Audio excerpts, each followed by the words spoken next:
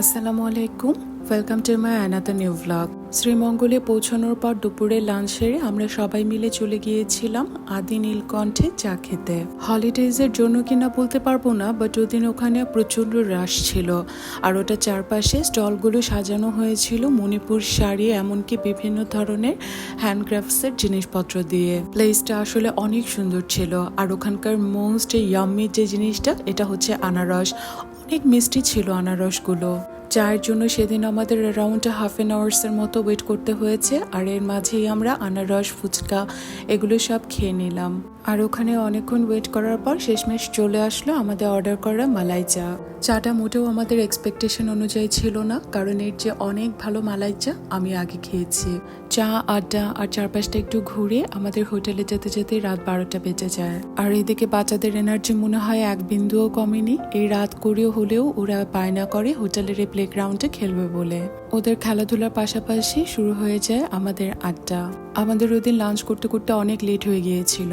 আর বাইরে যে টুকটাক স্ন্যাক্স খাওয়ায় পেটে তেমন একটা ক্ষুধা ছিল না, তাই আমরা এই চাইনিজ ফুডগুলোই হোটেলে অর্ডার করেছিলাম। আর বাচ্চাদের জন্য সাথে ছিল বার্গার। ফ্রেন্ডসদের ফ্যামিলির সাথে এটা ছিল আমাদের ফার্স্ট ট্যুর, বাট আলহামদুলিল্লাহ আমরা সবাই মিলে অনেক এনজয় করেছি। হোটেলের পেছনেই ছিল কাঠগোলাপ ফুলের গাছ, আর ওখান থেকে একটা ফুল পেড়ে নিয়েছি। এই ফুলের গন্ধটা কি মিষ্টি হয়। পরদিন সকালবেলা ব্রেকফাস্ট শেষ করে আমরা সবাই রেডি হয়ে নিয়েছি শ্রীমঙ্গলের ফেমাস কিছু স্পট ভিজিটের জন্য।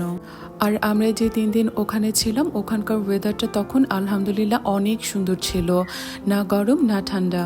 আর এই সুন্দর একটা ওয়েদারে চারপাশে চা বাগান দেখতে দেখতে আঁকা বাঁকা উঁচু নিচু পথ পেরিয়ে আমরা রওনা হয়ে গেলাম আমাদের ডেস্টিনেশনের উদ্দেশ্যে। আর আমরা সবাই আমাদের নিজেদের পার্সোনাল কার নিয়ে গিয়েছিলাম বলে আমাদের এখানে সেখানে মুভ করতেও তেমন একটা কষ্ট হয়নি। ওখানকার এই রাস্তাটা আমার কাছে খুব ভালো লেগেছে। দুপাশে সবুজ গহীন জঙ্গল, আর এই জঙ্গলের মাঝ দিয়ে মনে হচ্ছে আঁকা বাঁকা রাস্তা চলে গেছে। চারপাশের এই সবুজ সুন্দর পরিবেশে একদম চোখ দুটো জুড়িয়ে যাচ্ছিল। এর মধ্যে সবচেয়ে মজার পার্টটা হলো, আমরা যখন এই রাস্তা দিয়ে যাচ্ছিলাম তখন আমাদের ফোনে এক বিন্দু পরিমাণ নেটওয়ার্ক ছিল না।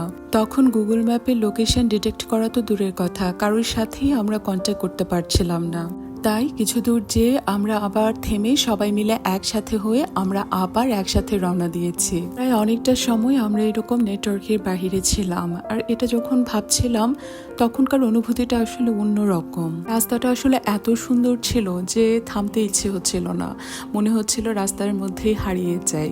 আর আমাদের ডেস্টিনেশন থেকে অনেক দূরে এই প্লেসটিতে এসে আমরা কিছুক্ষণের জন্য ব্রেক নিই। দিনের মিষ্টি একটা ওয়েদার, একপাশে চা বাগান আর এক পাশে সবুজ ঘন জঙ্গল, সব মিলিয়ে অদ্ভুত সুন্দর একটা পরিবেশ ছিল ওখানে। আর ড্রাইভ করে যেতে যেতে আমাদের সবারই চোখ আটকে যায় এই সুন্দর পরিবেশটা দেখে। বাচ্চারা নেমে ওখানে ভেড়াগুলোর সাথে অনেকক্ষণ খেলাধুলা করলো, দৌড়ালো। আমরা অনেকগুলো ওখানে পিকচার নিয়েছি। এরপর রওনা হয়ে গেছি আমাদের ডেস্টিনেশনের উদ্দেশ্যে। ওখানকার এই গাড়িগুলোকে মেবি চাঁদের গাড়ি বলে, I am not sure, but ওঠার অনেক ইচ্ছে ছিল, হয়ে ওঠেনি। শেষমেশ আমরা সবাই মিলে চলে এসেছি লাওয়াছড়া ন্যাশনাল পার্কে। পার্কে ঢুকতে একটা অদ্ভুত ঘটনা ঘটেছে। মনে হচ্ছিল বনের সবগুলো বানর একসাথে চেঁচামেচি করছিল, আর তারা কিছুক্ষণ পর মুহূর্তের মধ্যেই থেমে গেছে। বাচ্চারা সাথে থাকার জন্য দেখা গেছে আমরা পুরোটা পার্ক ঘুরে দেখতে পারিনি। কিছু দূর যেয়ে ঘুরে আবার ব্যাক করতে হয়েছে আমাদেরকে। পার্কে ঢুকতেই রাস্তার দুপাশে সারি করে লাগানো ছিল এই বিরল প্রজাতির রক্তন গাছ। আর গাছগুলো এত লম্বা ছিল মনে হচ্ছিল আকাশ ছুঁয়েছে।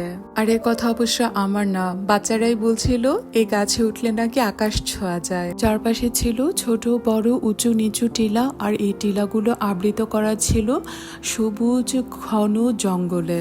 হাঁটতে হাঁটতে এক জায়গায় চোখে পড়লো অনেকগুলো বানর। দেখে মনে হচ্ছিল বানর তার ফ্যামিলি নিয়ে বসে সবাই মিলে একসাথে আড্ডা দিচ্ছে। আর বাচ্চারা তো ওখানে বানর দেখেই মহা খুশি। আর এটাই সেই ট্রেন লাইন যেখানে বসে বসে সবার পিকচার এতদিন ধরে দেখছিলাম।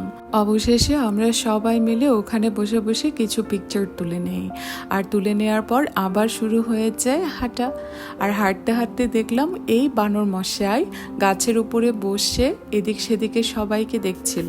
তাকে দেখতে দেখতেই দেখি হঠাৎ করে নিচে নেমে কোথা থেকে এক তরমুজ নিয়ে গাছের ডালে বসে নিশ্চিন্ত মনে আবার সে তরমুজ খাচ্ছে। ওই দিন আমাদের আর খুব বেশি ঘোরা হয়নি। এই বানর দেখা শেষ করেই আমরা সবাই মিলে আবার বের হয়ে চলে আসি পার্ক থেকে। বের হয়ে আমরা সবাই একটা একটা করে ডাব খেয়ে রওনা হয়ে যায় আমাদের নেক্সট ডেস্টিনেশনে। আর আজকের এই ভিডিও এই পর্যন্তই। সবাই ভালো থাকবেন। আল্লাহ হাফেজ।